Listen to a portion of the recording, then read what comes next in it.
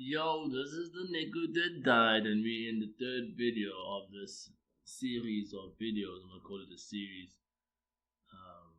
and I could also call it a prayer because I did one with where I called it a dead man's tale. So this is a different series of videos. Nigga that died. Started off with the question that who's this nigga that died? There was a dream that was had, and the question was who's this nigga that died, and then the second video is about why the nigga died, what he saw the creation principle. And now what I'm jumping into now, before I jump into it, mind your language. If I speak in motherfucking Zulu, you know, just pay attention to the cues and you'll understand in what context I'm talking about. This will guide you so you don't trip from speaking in motherfucking Zulu. So just so you guys know, this happened in real motherfucking life. This happened like really in real motherfucking life. So I want to take you guys to my email account, and then just so you guys can see that in 2018 in March I published Life's Work Test, and I invited the different stakeholders that I'd known at the time to take the test. Fortunately, they didn't take the test, and this is what it became. So here is Life's Work Test results that was sent, and basically the whole argument was like, guys, the intent behind Life's Work Test results was love and kindness, and this is how it was demonstrated. So give a nigga a break with love and kindness, Jesus, and the money game, Christ. So here's a document just so you guys see that this is real. Published right in April 2018. And I'm gonna download that so you guys see what's happening. Open the file. So this was a document that disclosed Life's Work Test results, and that outlined the details of the test, and it's broken up into 6 sections, and I'm gonna go through that in the next couple of videos. So here I'm gonna just jump over this and basically say, here I'm basically saying in the first point that I'm making here is that according to my examiner of Life's Work Test, the substance of creation is called SEPO, Systems Environment Approach to Productivity Optimization. So I make the argument here that the initial creative force used the same principles to create life. So that's the argument that's made.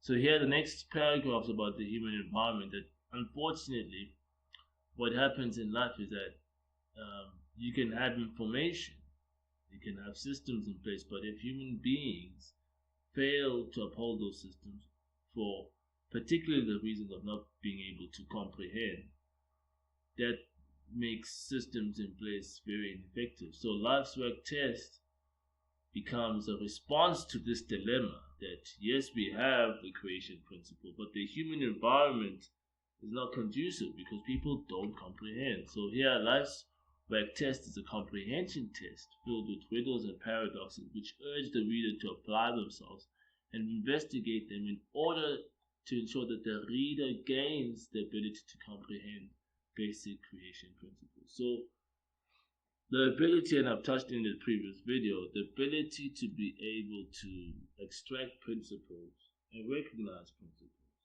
right? That is a fundamental skill that's required, and I mentioned in the previous video in the 6-day creation steps, you know. So this is what I'm jumping into. So what I wanna justify, make my first point officially. Right. The intent behind of the examiner was to demonstrate that SEPO is the principle that was used to create life. Demonstrate. So that was the purpose of the examiner. So that was what was in my mind when the examiner of Life's Work Test, put it together. Right. And life, in the context of it, when you put it together, life is a comprehension test that Adam and Eve failed. And what I'm going to do quickly is basically make 2 references to scripture. If you look at Genesis chapter 2, verse 17, and I'm going to read it out actually real quick. And I don't like to pick out scriptures randomly, but I think you can read the entire chapters 2 and 3 so you guys can actually put it into context and understand that I'm not conveniently omitting anything. Basically, chapter 17 says of chapter 2, verse 17 of chapter 2 says, "But as for the tree of knowledge of good and bad, you must not eat from it, for in the day you eat from it, you will certainly die." So this is a statement that Jehovah God makes to Adam, like, don't eat of that tree, because in the day that you eat of it, you will certainly die. So this is a paradox, and it's unfortunate that the story has been told many times over, and nobody's really told the story truthfully and really leaned in and said, what is the author here really trying to point out? Because this is deliberately done, that Jehovah God says with his own mouth that you will certainly, on that day that you eat of it, you will die. But when you read the account, especially in chapter 3 now, when the conversation is had with the serpent, and now this is why there's a strange thing I gotta say in terms of Christian theology, is that anybody that falls into the trap of hearing the story that the serpent is Satan, you fell into a trap, man. Who said that this was Satan? Why you make that assumption? The fact of the matter, this was a snake, and the snake was wise and had awareness, and the snake made a statement to say, no.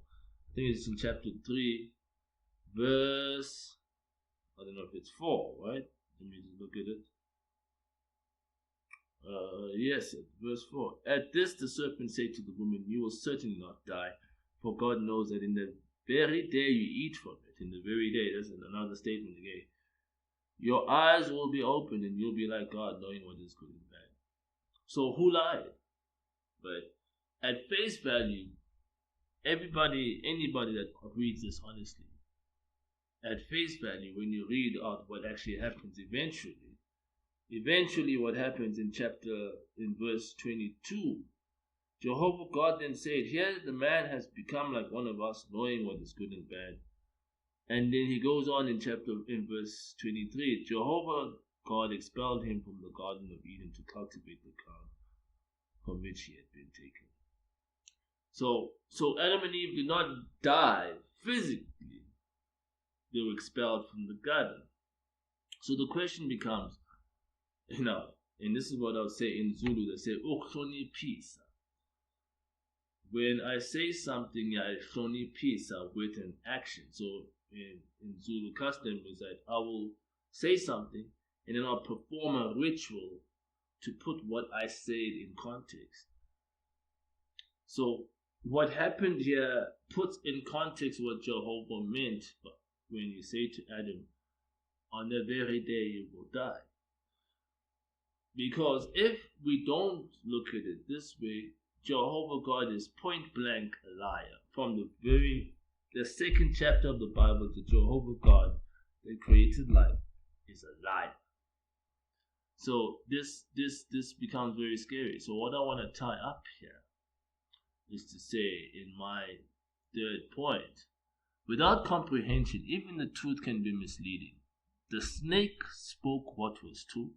However, Adam and Eve, failed to understand the context of the death that Jehovah warned about.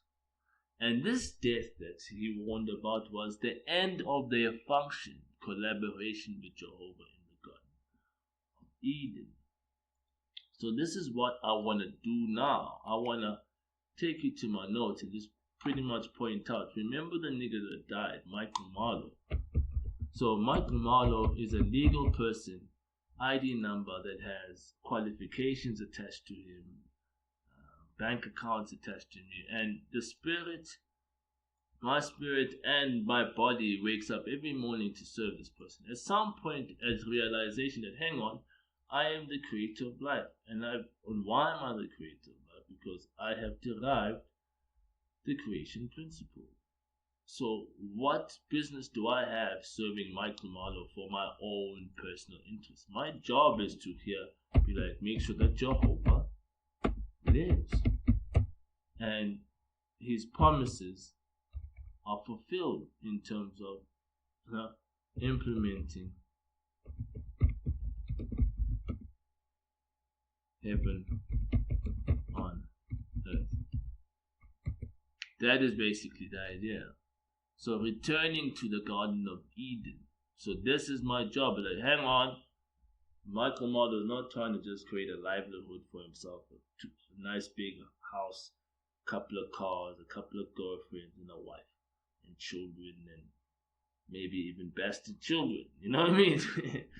So that's not the idea. So this was the death that was suffered. In a similar way, Adam and Eve, when they ate of the fruit, they had their own will now. They no longer served, initially they would serve Jehovah's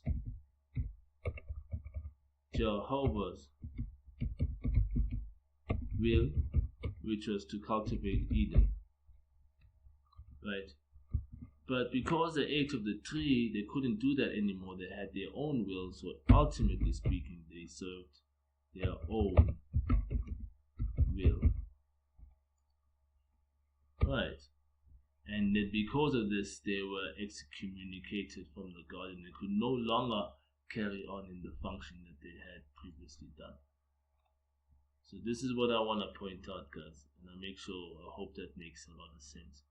So I think my final point here is last week test attempted to give human beings that took the test the tools to comprehend and not fall into the trap of Adam and Eve. And the trap of Adam and Eve is because we have our own will, right? We have this awareness of what is good and right for us. We create this our own will, and this is what keeps us out of paradise.